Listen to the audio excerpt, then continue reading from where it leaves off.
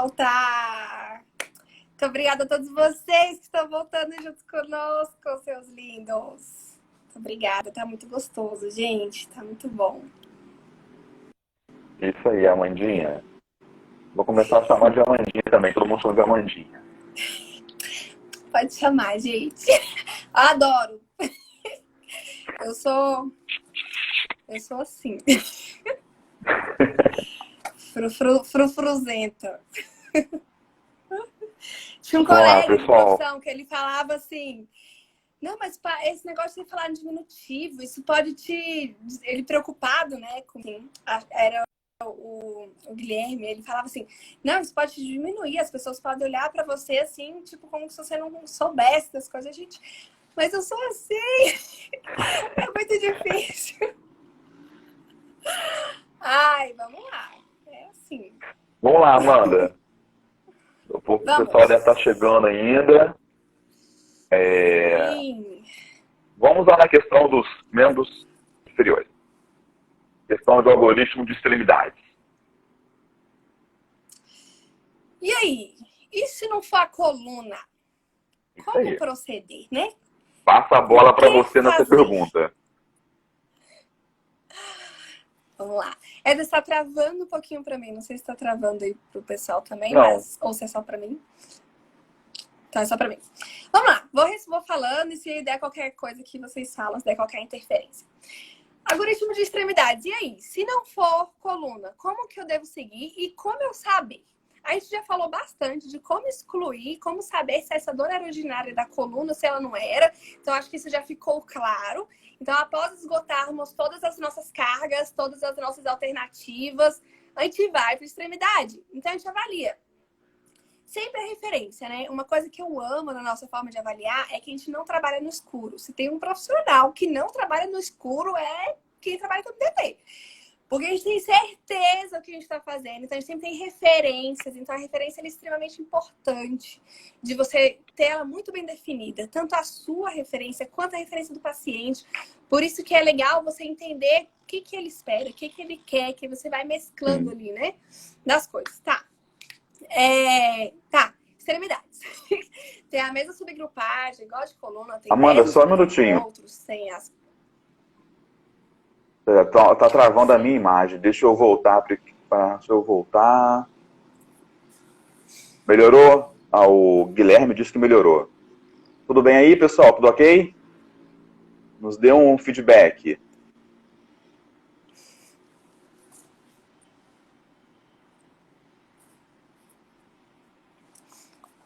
Tudo bem, pessoal? Como é que tá a imagem? Áudio, tudo ok? Ok. Ok, Aldivan, beleza. Aqui.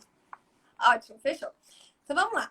Então tá, extremidade, beleza. Pega a referência, traça ela extremamente clara na cabeça, muito bem definida. O que você tem, o que o paciente te mostrou de referência, traça aquelas três, que é a dolorosa, a funcional, e a referência a dolorosa, a mecânica e a funcional. Seguindo aí, você parte. Se for um desarranjo, aí é aqueles os subgrupos normais, desarranjo, disfunção articular, disfunção contrátil, postural também acontece em extremidades.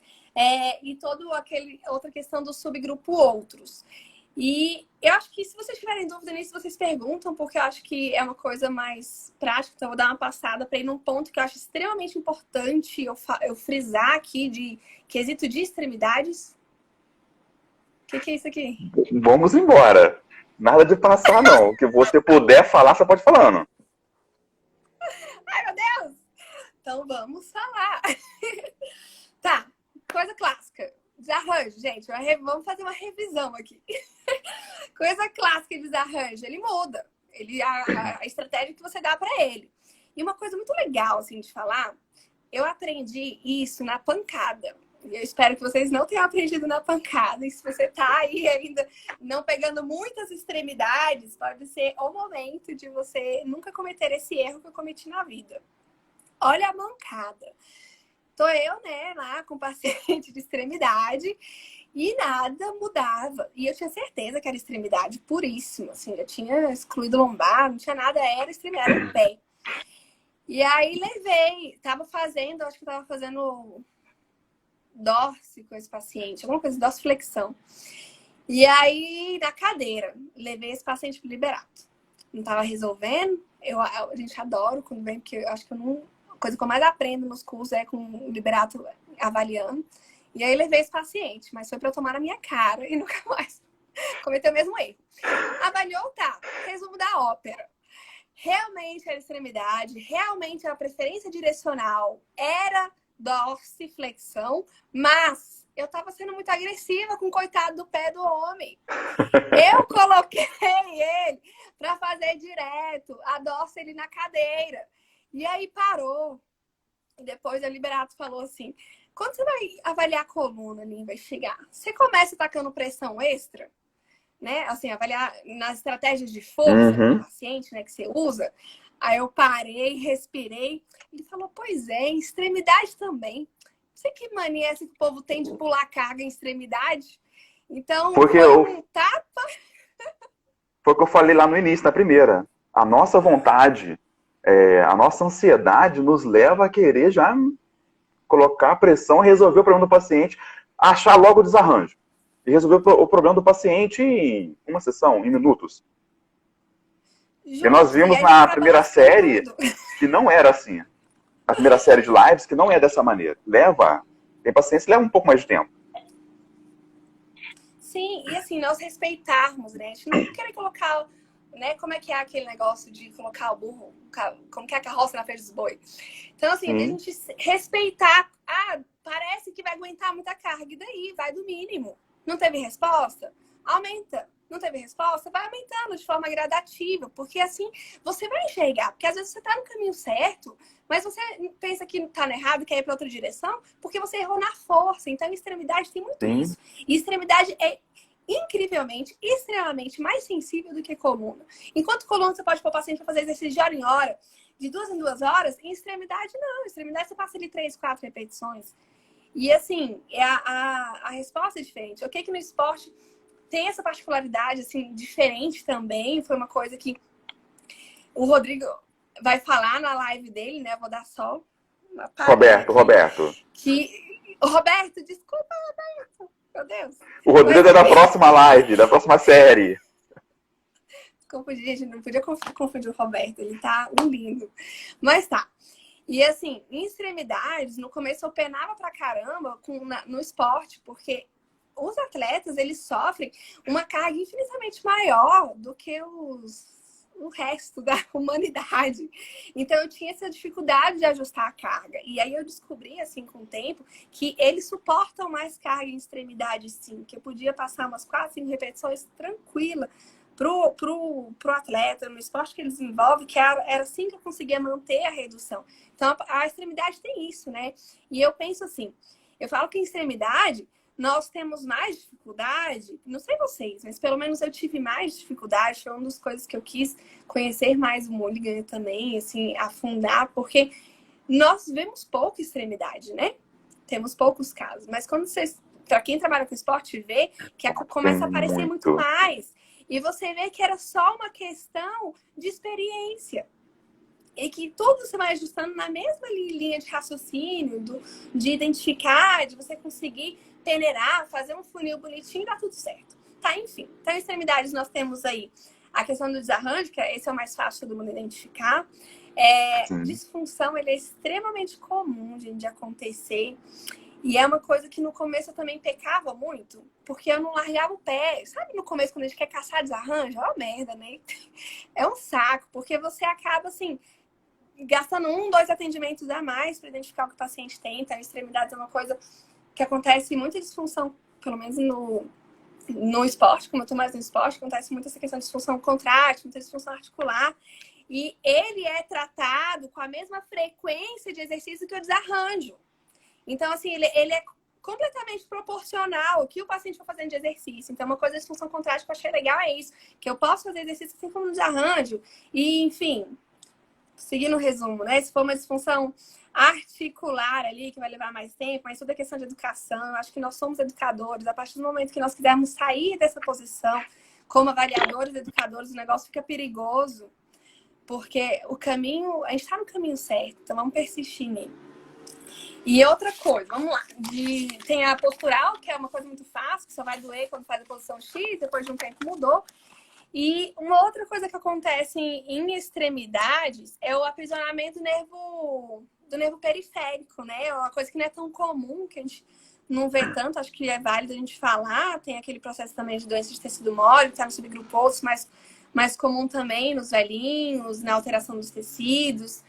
E, cara, acho que eu tenho medo de entrar no que é isso aqui, porque eu acho que é resumir os 10 subgrupos, que é trauma, patologia grave, inflamatório, pós-operatório, articulação estruturalmente comprometida. E acho que esses subgrupos, assim, a gente não tem tanto o que falar, né? Porque é uma coisa mais teórica e menos comum, mas o que eu mais vejo na minha prática clínica de extremidades são as disfunções. Mas eu acredito que... Eu vejo muito desarranjo também, né? Desarranjo sempre é disparado. E mecânico inclusivo também acontece, em extremidades também. E é isso. Então, deixa eu te fazer uma pergunta. Pô, gente... De um colega aqui. Fiquei na dúvida, paciente... que eu mesmo falei. Se o paciente ele tem uma perda de movimento, mas ele não tem dor na dorsiflexão ativa, como você procederia? Ele só tem perda de movimento. Perda de movimento sem dor. Tá, limita alguma atividade dele? Limita alguma atividade funcional? Por que ele tá procurando? Ele tá me procurando por causa dessa perda? Não sei, geralmente as pessoas que me procuram por essa perda são do esporte muito comum no CrossFit. Porque eles necessitam daquela mobilidade para agachar, para fazer esses movimentos. E sim, eu ganho com movimentos. Eu procuro ali essa preferência, eu vou seguindo, eu realmente quero saber se com outras direções eu não vou ganhar aquele. Uma vez que eu identifico que aquilo não é um desarranjo, que aquilo não é uma disfunção, que aquilo não se encaixa em nada daquilo, eu passo a explorar e querer ganhar aquela mobilidade e até com uma forma preventiva, porque, gente, o exemplo que eu dei aqui de CrossFit, que é o quadro mais comum de aparecer quando a pessoa tem perda de dorso, é no CrossFit, porque eles querem fazer aquele agachamento lindo e pleno, né? E se você não der essa mobilidade para esse atleta, para esse ser humano, a chance dele acabar lesionando outras partes por sobrecarregar, por causa do movimento, é muito grande. Então, eu busco esse movimento. Eu busco um funcional, né? Então, eu preciso entender o que ele quer. Acho que é sempre isso que a gente tem que entender. Ótimo. Pessoal, pode fazer mais perguntas, tá bom? Tá. Tem uma coisa que eu gostaria muito de frisar de extremidade, que é muito importante, por favor, gente. Muito. Quando a gente vai naquele processo de recuperação de função, que a gente fala lá, vamos falar de um desarranjo. Que a gente sanou o desarranjo, vai para recuperação de função, vai para isso, aquilo e tudo, a gente pensa que funciona em blocos. E não funciona, né? Tudo junto e misturado. À medida que você está recuperando o desarranjo, você está dando educação do paciente, você está dando recuperação de função, você vai colocando as coisas ali e tá. Só que extremidade tem uma particularidade, assim, você tem que recuperar a função. Tipo, extremidades, você não foge, não é simplesmente uma coisa, escolhe, vai para a atividade que você quiser e tal. Lindo, isso também funciona em extremidades. Mas da experiência assim, que eu tenho, do que eu vejo, nós temos outras coisas em extremidade. Nós temos que saber se a força funcional dele está 100% ali de volta. Como que está essa questão da propriocepção, amplitude de movimento totalmente livre, como que está a coordenação dele. Então, e a confiança? Isso é extremamente importante em extremidade. E se ele, tipo, esporte, atividade de lazer, você vai para o gesto esportivo, vai para a posição dele, quais são as capacidades específicas dele de treino? Aí ele está com velocidade, ele está com essa segurança, como que está a resistência?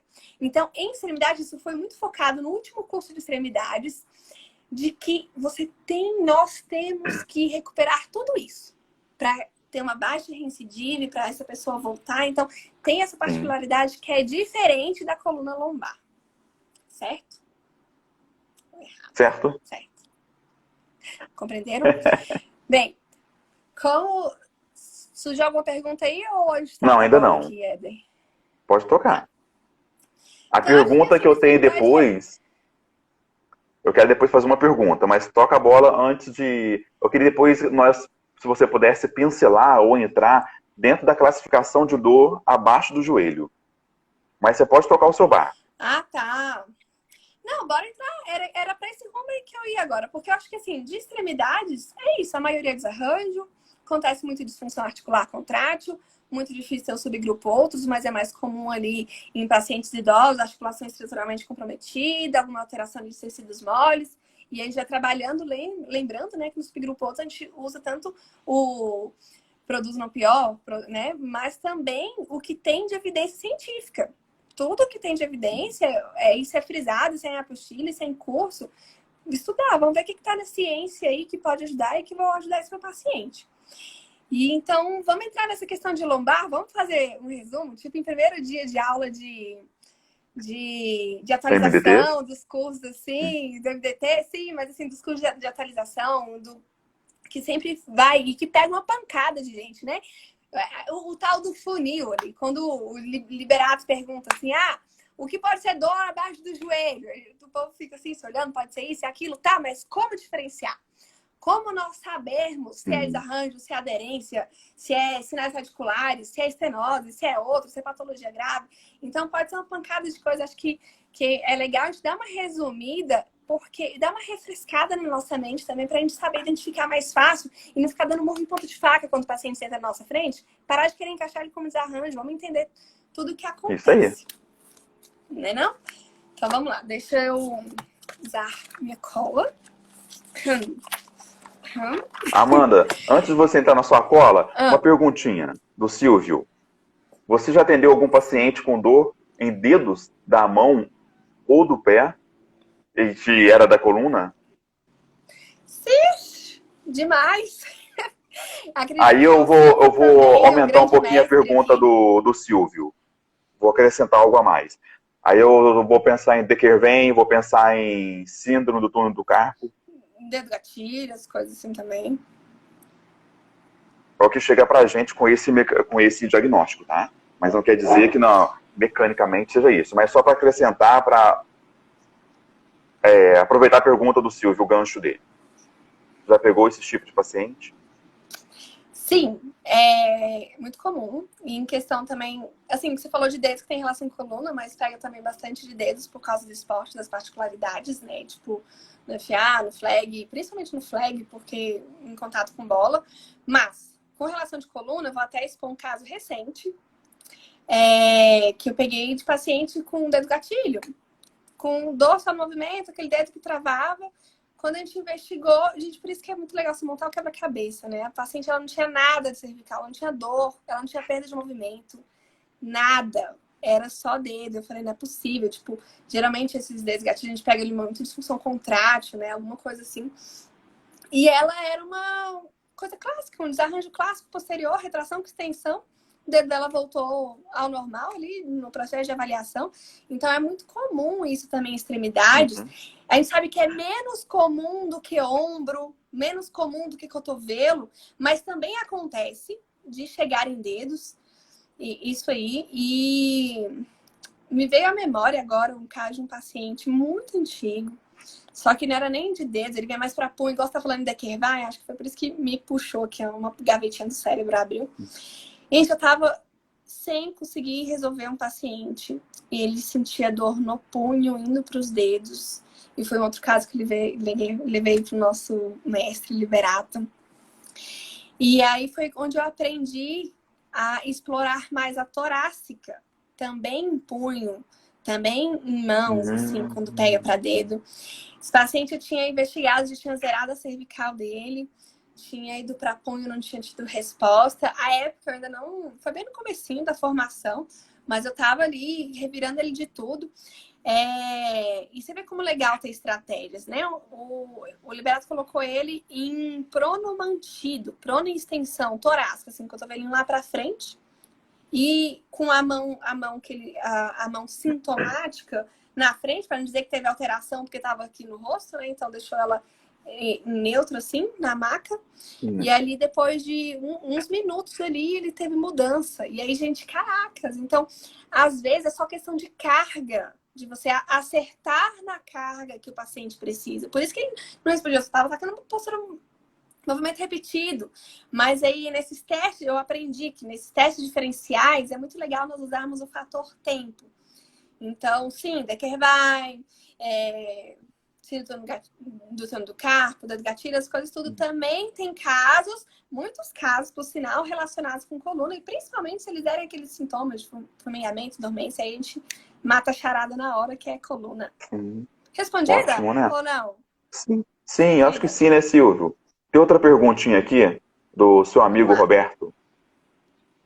Quando você acompanha um paciente com algum problema de tornozelo, como desarranjo, que esse paciente tenha desarranjo, você identifica as alterações biomecânicas em outras articulações e consegue melhorar rápido com o MDT.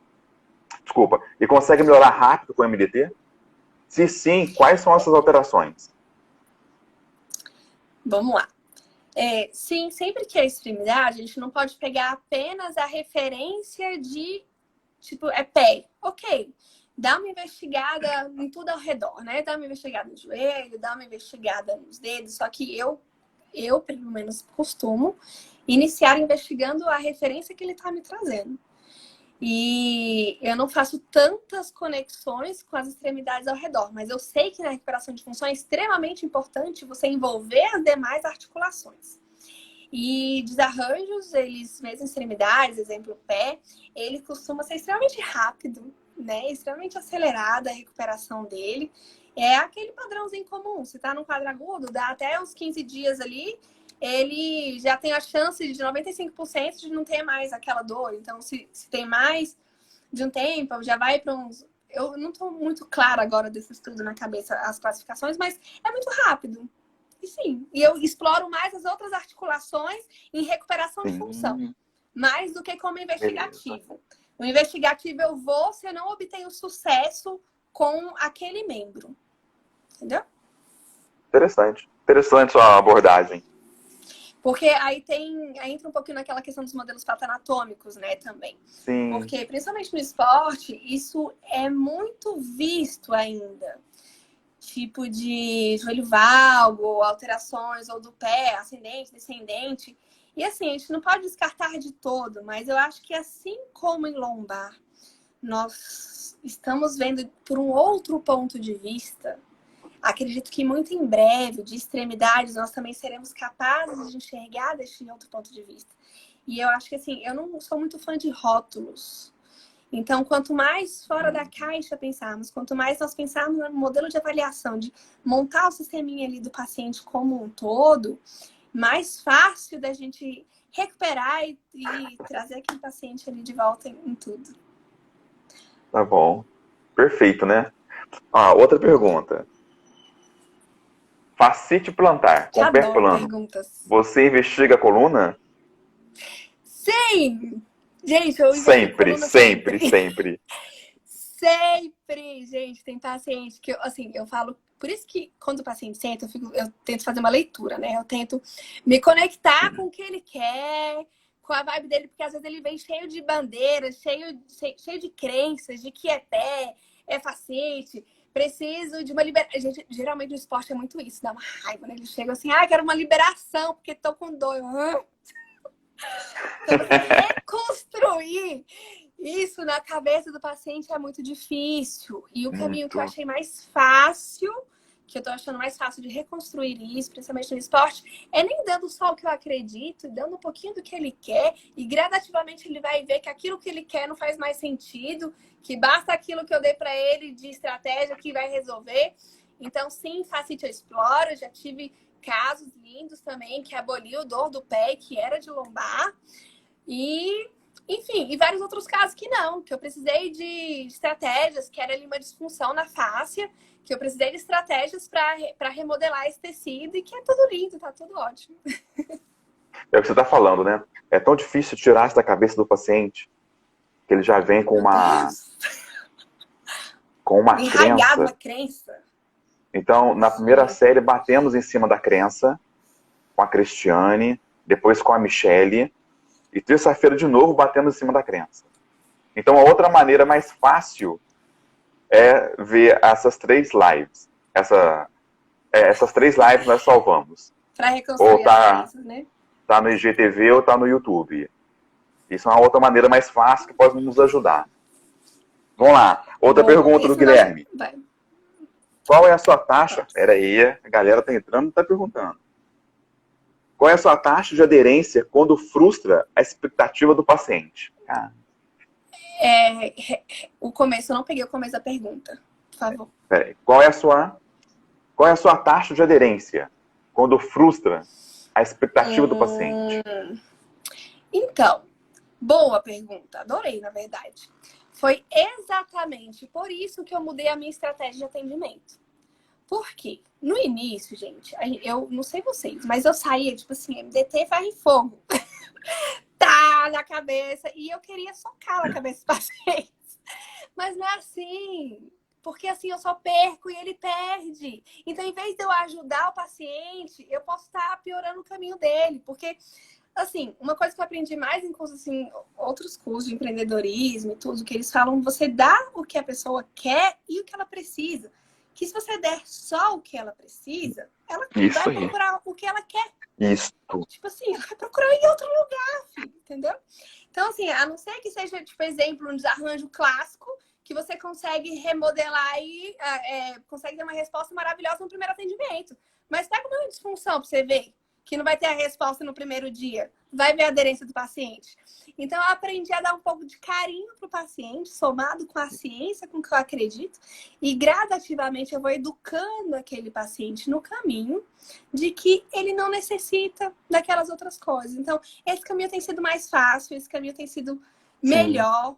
Isso tem me trazido muito mais paciente, surreal, porque eles gostam, gente. Querendo ou não, para não dizer que não foge da ciência, você entra naquele fator do prazer, né? Então, a substância P que você libera no cérebro, que ele dá qualidade. Então, é um bônus, é um plus no tratamento. Eu penso assim. Perfeito. Fantástico. Amandinha, vamos lá.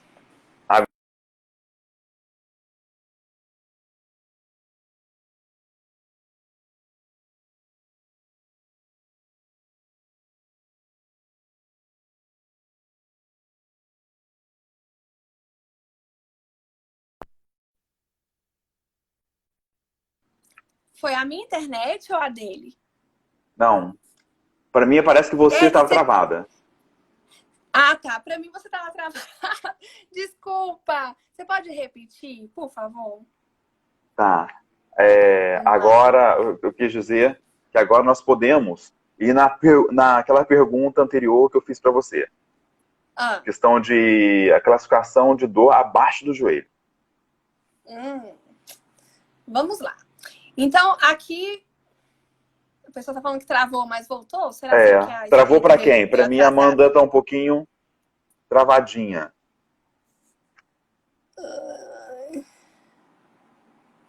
Os dois, Amanda. Os dois, gente. Voltou para quem?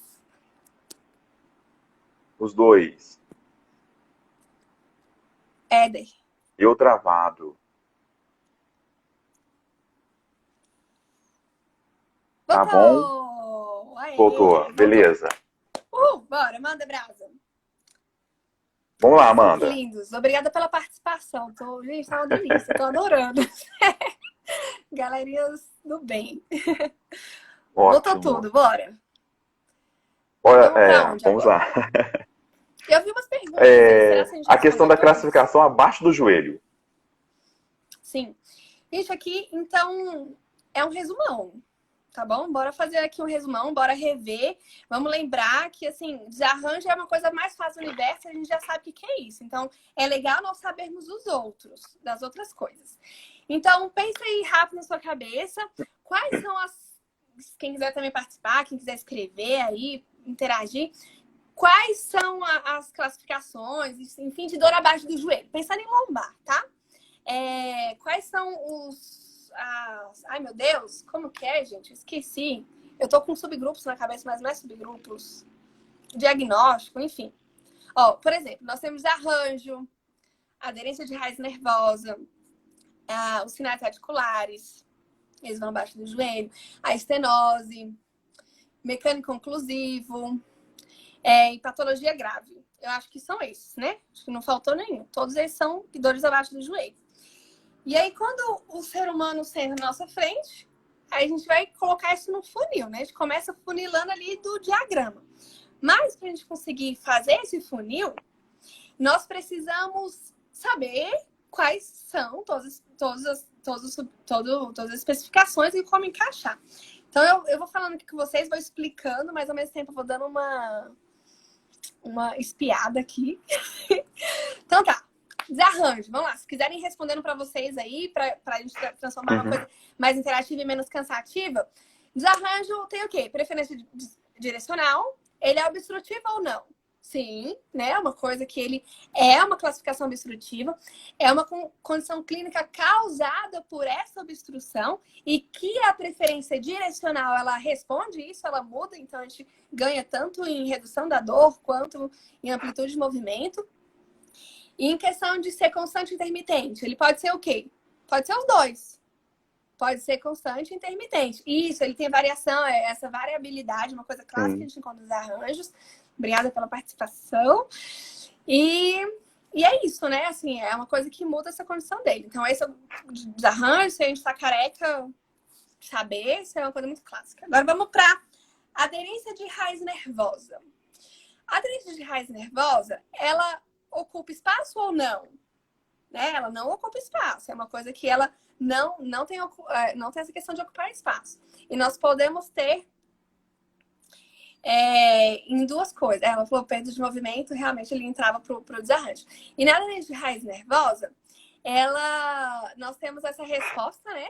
Tipo de nenhum efeito, quando não se tem tensão na raiz nervosa, porque a aderência ela pode ter essa tensão, e aí se tem, geralmente, né? A maioria, é aquela questão de produz não pior. E o que entra nessa questão? Justo, ela é consistente. Ela é aquela coisa ali, ela é crônico agudo, gente. A aderência, ela é crônica, ela é acima de 7 semanas. Então, assim, menos que isso, você já tira ela do funil, já sabe que o paciente não é aquilo. Outra coisa, ela é intermitente, né? A dor dela não é constante, é uma dor mais intermitente. E ela apresenta ali uma restrição. E você observa na seção melhor ou pior, ela tem uma melhora quando você não tem tensão da raiz. Então, a aderência de raiz é isso. E tá, próximo. Sinais radiculares que não respondem mecanicamente. Não sei quantos assistiram aquela masterclass maravilhosa que tivemos aqui em Brasília. Nossa, que lá abriu minha mente, deu um boom. Hoje, quando eu classifico, e assim, falando disso, eu não sei como que tá na prática clínica de vocês, mas, gente, aumentou tanto. Esse paciente aumentou tanto, né? Nos últimos 2 meses, eu peguei 3 pacientes, assim, com sinais radiculares. É uma coisa que não era tão frequente, mas eu vi que nesse negócio de pandemia, isso tá uma coisa... tá mais frequente. E aí, eu já abro o jogo com o paciente. Eu falo assim, olha, é o seguinte, o que as evidências, o que a ciência mostra é que você vai ficar bom. É que você vai ficar bom até ali 1 ano e tudo, mesmo você fazendo o tratamento, você não fazendo, literalmente abre o jogo. Mas o que nós podemos é buscar acelerar e de trazer qualidade, confiança, de você ir recuperando a sua qualidade de vida se a gente fizer um negócio ali junto. Então, foi uma coisa que eu gostei muito da forma que foi abordada aqui. E eu tomei isso para minha linha de tratamento. Eu falo isso para o paciente. E tem aquela questão muito legal dos sinais radiculares, né? Que dos estudos tem mostrando que quando a gente precisa, ali cabe a intervenção de bloqueios, se não me engano é mais de 40%, né? A gente consegue uma direção de preferência depois que a gente faz um bloqueio nessa questão dos sinais radiculares. E só para dar uma frisada nos sinais radiculares, e o que é isso, né? É uma coisa que pode ir abaixo do joelho, ali nos primeiros meses ele é constante, nada muda, só que ela não é constante forever. Então, pode acontecer de chegar um paciente ali para você, falar que tem hora que ele não sente dor, mas ele ser um sinal radicular sim. Então, depois desses 3 meses, ele pode tornar intermitente, à medida que você for dando estratégia de carga para ele. estratégias de carga para ele melhorar, que você abre espaço, né, para ele. Então, geralmente, Sim. tudo que abre espaço ali, você vai dando. Então, o que eu faço com os pacientes é isso, assim, tudo que for gostoso, tudo que for melhor, tudo que você reduzir, vamos explorar bastante esse campo e, ao mesmo tempo, vamos permanecer ativos, porque a chance de quando a gente permanece ativo disso voltar é muito maior. Quem não vem medos, não vem várias barreiras, é mais difícil entrar na dor crônica, várias outras coisas. Eu não sei, acho que sinais radiculares é isso, ele é a questão de produzir no pior, pode ser agudo, subagudo, pode ser crônico. E é isso. Falta alguma coisa, gente? Eu falar dos sinais radiculares? Eu falei tudo. E é uma coisa que ocupa espaço, né? Enfim, uma lesão que ocupa espaço. E aí, diferenciando ela agora da estenose, que a estenose também é a dor abaixo Amandinha, do joelho. Oi. antes de você continuar, deixa eu voltar aqui a 2 perguntas. Claro! Adoro! Tá? 2 ou 3, vamos lá. Bem Deixa eu mais achar legal aqui. interagir com vocês, gente, do que eu só falar daqui. É que eu não quis te cortar para não atrapalhar o seu raciocínio. Não, eu entendi. Obrigada. Vamos lá. Vamos lá. A pergunta do nosso amigo aqui, estimadíssimo. Vocês percebem um desarranjo cervical e depois acaba percebendo um diagnóstico associado à extremidade? Ou um desarranjo do ombro ou disfunção contrátil? Associado. Na verdade, é muito comum também ter essas questões associadas, mas eu não sei se é para mim ou se é para todo mundo, mas para mim é muito comum por causa do esporte, então chega muito essas coisas associadas. E eu não associo Sim, sabia? Tenho pensando aqui, pode ser que aconteça, é uma coisa que não é comum. Mas se a gente criar uma linha de raciocínio, você pode acabar tendo alguma coisa na extremidade devido a tanto tempo de obstrução da coluna que impede, limita tantos movimentos. E assim, um paciente exemplo, um ombro, que ele perde a habilidade de fazer a flexão completa. Imagina você ficar meses nessa condição. Você pode acabar tendo uma perda ali. Então, sim, realmente, isso é uma coisa que pode acontecer se a gente entra nessa linha de raciocínio. Posso dizer que não.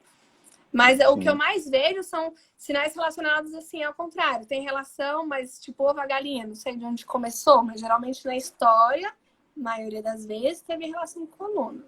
Não é sempre. Respondida? Sim, acho que sim. Outra pergunta. Qual seria seu raciocínio? Essa aí é interessante, né? Qual seria seu raciocínio se um paciente melhorou cervicalgia e síndrome do túnel do carpo, mas piorou o dedo em gatilho? É aquela pergunta que você via as 2 mãos, entrelaça todos os dedos.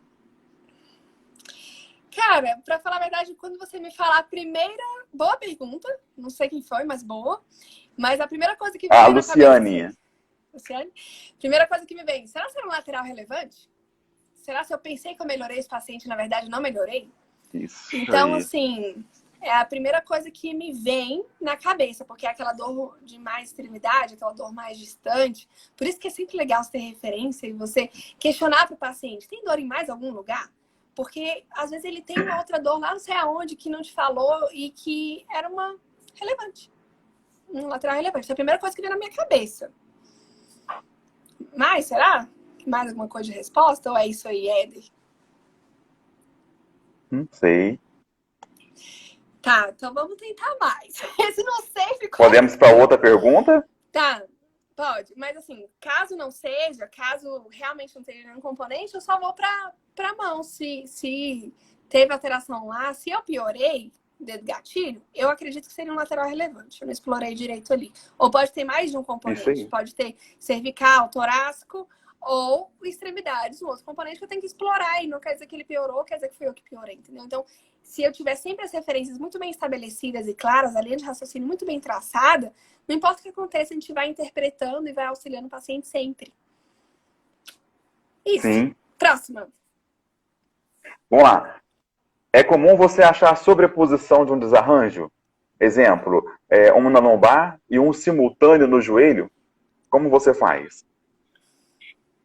Eu acho mais comum sobreposição de desarranjo na coluna. Gente, eu acho extremamente comum. Tipo, desarranjo torácico, cervical, lombar, torácico. Essa questão, assim, Jesus, acontece muito mais do que essa sobreposição de extremidades. Mas acontece. E, gente, pasme, teve um caso, isso me faz lembrar meus casos clínicos com meus pacientes. Teve uma paciente que ela, crossfiteira, teve um tempo que eu atendi dentro de uma box de crossfit. Então, teve um tempo que eu peguei bastante esse pessoal do crossfit. E ela sentia dor lombar, quadril direito, quadril esquerdo e joelho. Eu falei, pronto, é lombar, tenho certeza. Quando ela marcou. Gente, essa menina, sabe o que é você usar os 5 atendimentos de avaliação para você conseguir classificar? Ela tinha um para cada, ela melhorou com um movimento para lombar, um movimento para o quadril. Acho que ela melhorou um quadril, ela melhorou com uma direção, o outro quadril com outra direção e um para joelho. Então ela era assim, tipo, todos separados, não tinha nenhuma correlação. E olha que eu explorei lombar de tudo, assim. Eu juro que eu cacei uma conexão, mas não tinha. Então é aquele negócio de a gente querer parar de simplesmente encaixar como desarranjo e entender o paciente como um todo. Perfeito. Mas, sim. perguntas. Outra pergunta. Dor radicular. Deixa eu achar ela aqui.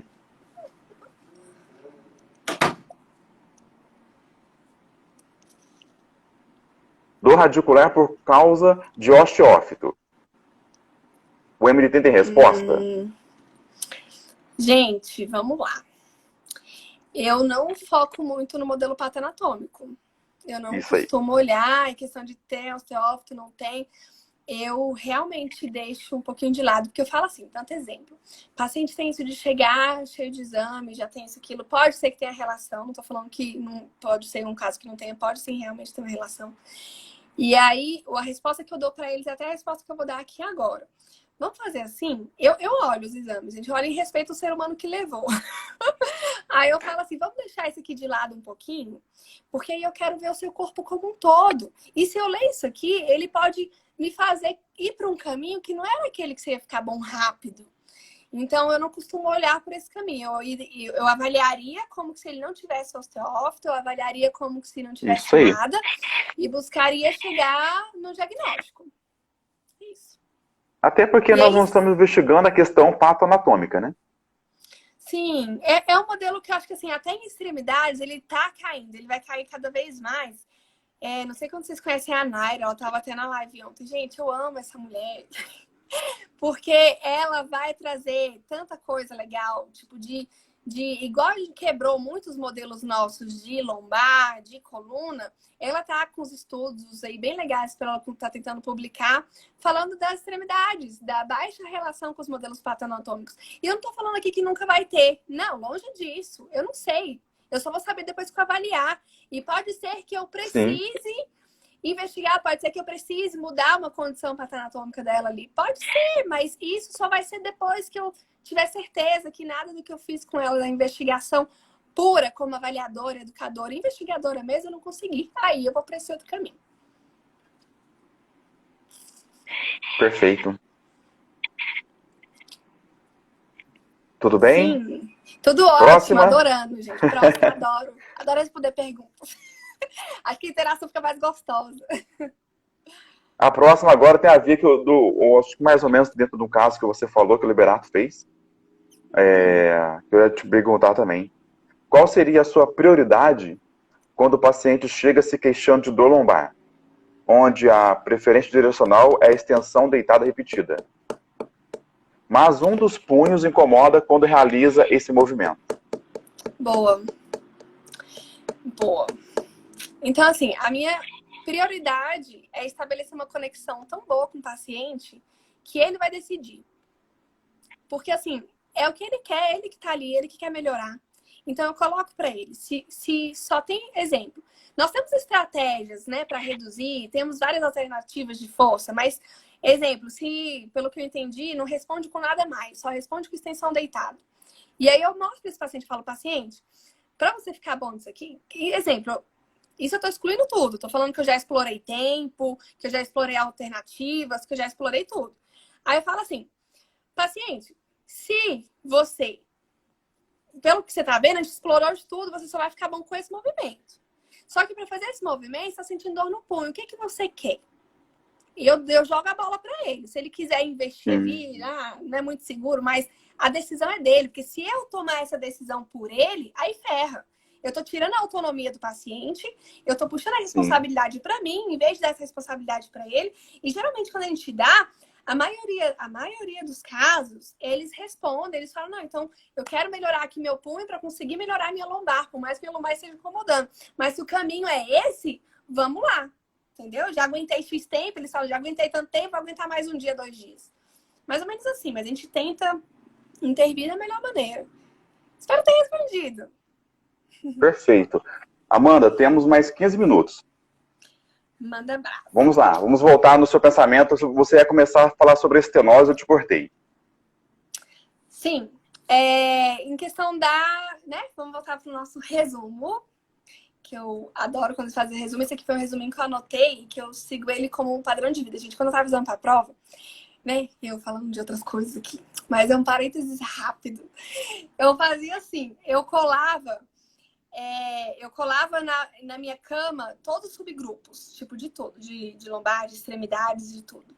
E aí eu, antes de dormir, todos os dias eu tinha que falar, antes de dormir, quando eu levantava, eu tinha que falar tudo, porque pra mim é a linha de raciocínio, o funil é que manda. E aí isso é muito engraçado. E desde então eu sigo sempre esse funilzinho. E aqui eu tenho um resuminho bem bonitinho, depois eu posso até compartilhar esse resumo de dores abaixo do joelho, abaixo do cotovelo, que ele tá bem explicadinho. Tá, coloca lá no grupo, por favor, tá bom? Sim, colocarei, escreverei lá. Então, gente, a estenose. A estenose é aquela coisa que ela é o quê? Consistente ou não? Ela é consistente, né? Ela não muda, gente. Estenose é aquela coisa, assim, extremamente não muda. Ela é mais comum em pessoas acima de 65 anos de idade.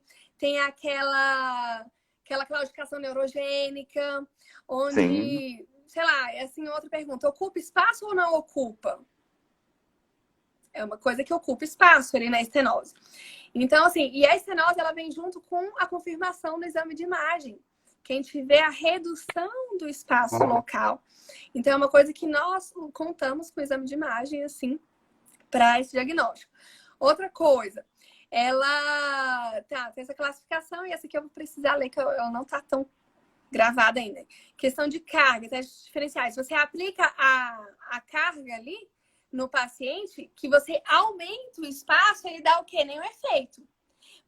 Mas se você, aquela que fecha o espaço, que ele produz, mas você não piora isso, você não muda muito a questão da estenose. Então, aquele paciente, aquele igual eu falo, eu adoro essa explicação liberada. Quando a gente tá, aquele senhorzinho que fala, eu fico 30 minutos sentado, o dia inteiro sentado e tá fácil. E eu levanto, não tô obstruído, não tô nada. Mas se eu levanto, começo a andar, eu já sinto a dor e aí eu tenho que me curvar, seja no carrinho do supermercado, seja agachar, levantar. Então, você tem que dar várias vezes para ela aquela posição de alívio, porque ela não vai mudar. É estenose. Vai ter que conviver. Você vai ensinar para o seu paciente estratégias de carga, estratégias para ele ter uma vida de qualidade. Começou a doer, taca flexão, daqui a pouco ele volta, porque a estenose ela não vai mudar. E agora vamos entrar no mecânico conclusivo. Sim. Que ele é muito parecido com patologia grave, né? Eles são... Porque eles não têm uma consistência, não tem aquele padrão, não tem aquela coisa que você fala, tipo, igual o desarranjo, que você sabe exatamente. Então, o mecânico conclusivo parece muito com patologia grave, ele pode vir no quadro agudo, ele pode vir no quadro subagudo e pode vir no quadro crônico. Ele pode ser constante ou intermitente. E ele pode obstruir ou não. Então, a gente fala que o mecânico conclusivo pode ser tudo. E é o que puxa muito, assim, também, parecido com o patologia grave. Mas aí a gente tem os testes diferenciais, né? Tipo, em questão de flexão, o mecânico conclusivo costuma responder bem e não obstrui. Se bem que esse padrão mudou, né? A gente não fala mais em questão de desarranjo. Se é um desarranjo que responde com extensão, se ele não obstrui com flexão, esse padrão ele deu uma mudada, né? Só que no mecânico conclusivo tem isso. A gente não tem essa coisa, ele não é consistente. E é a mesma coisa assim na patologia grave. A patologia grave, gente, muitas vezes ela vem pra nós, não é aquela coisa clássica, tipo, nossa, perdeu 3, 4 quilos. Do tipo, oi, isso é uma coisa que tá na sua cara, é patologia grave. Ou igual que sente aquela dor constante, mas ela pode ser simplesmente aquele padrão inconsistente. E uma coisa que eu aprendi esse ano, que eu não carregava para a vida, que o grande Palmiro, assim, ele falou uma coisa que eu tomei realmente para mim, que todas as alterações assim de torácica fica com uma pulga a mais atrás da orelha, porque você não sabe se pode ser uma patologia grave ou não. Então, se não tem mudança, persiste mais. Então, voltando à patologia grave, é isso. Ela pode ser constante, intermitente, obstruir ou não obstruir, ela é extremamente variável. A gente tem os fatores clássicos que a gente conhece, que é a perda de peso, que é as dores, e fatores assim que a gente, enfim, muito claros, né? Aquela questão da urina, se tá com preço, se não tá, parece que tem cela. Então, são outros subgrupos também que a gente vai indo e que é legal a gente estar sempre de olho no paciente. Nunca tenha paz quando o paciente ele não melhora, gente. Se ele não melhora, você investigou, você fez o seu melhor, passa a bola para frente. Passa para ele investigar pelo profissional, não vamos comer mosca. Né? Isso aí. E aí, eu acho que das classificações abaixo do joelho era isso. Um breve resumo. Que show! Esclarecido, é sempre legal a gente voltar nesse resumo. E eu vi que surgiram alguns comentários. Eles foram comentários, foram perguntas, como que é? Ou se acabam os Não, foram mais comentários. Ai, gente, vocês são os lindos, vocês super participaram. Muito obrigada. Caramba, vocês são sensacionais, eu adorei, foi uma delícia. A maioria dos comentários foram te elogiando. Ai, seus lindos.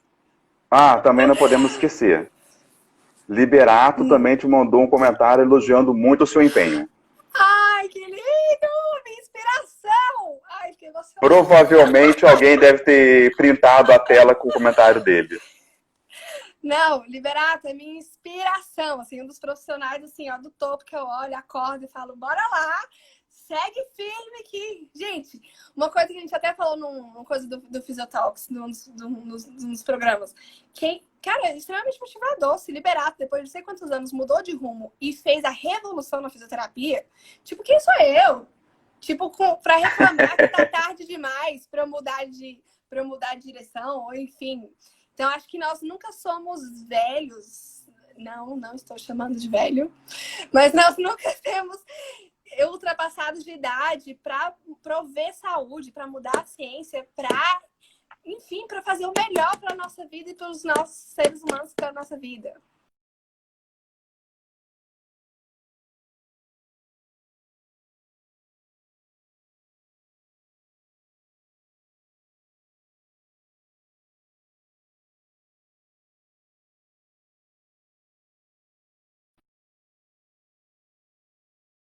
Muito obrigada pela participação de grandes mestres que eu vi liberado. Muito obrigada. E muito obrigada, Palmira. Obrigada a todos vocês que fizeram essa live. Amandinha. Porque se vocês não estivessem aqui, já era.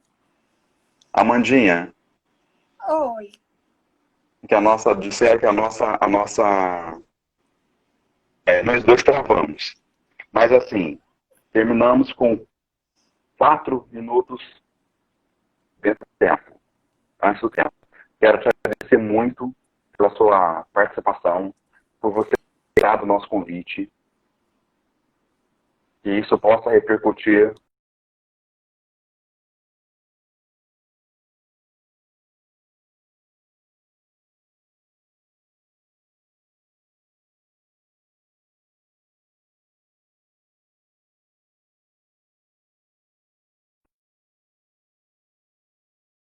Se vocês estiverem me vendo.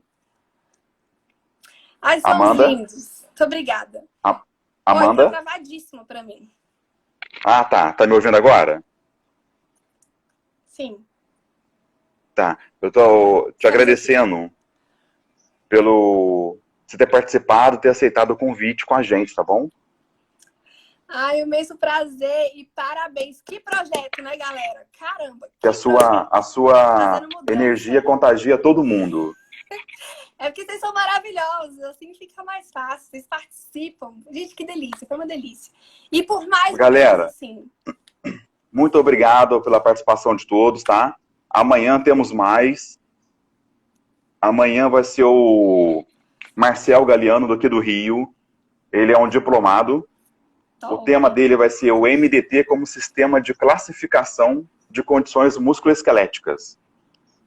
Arrasou. Então, amanhã Então, tá. estaremos no meu próprio Instagram, tá? edermarcos.s. Tá bom, galera? Saudações a todos. Muito obrigado de novo, Obrigada a Amanda. todos. A nossa live Obrigada a vai todo cair em mundo. 1 minuto. Pessoal, muito obrigado pela participação, pelas perguntas. Que todos estiveram aí Super presentes. beijo. Tchau, tchau, Amanda. Tchau, pessoal. Tchau, Boa noite. gente. Beijo, tchau. Obrigada, Eder.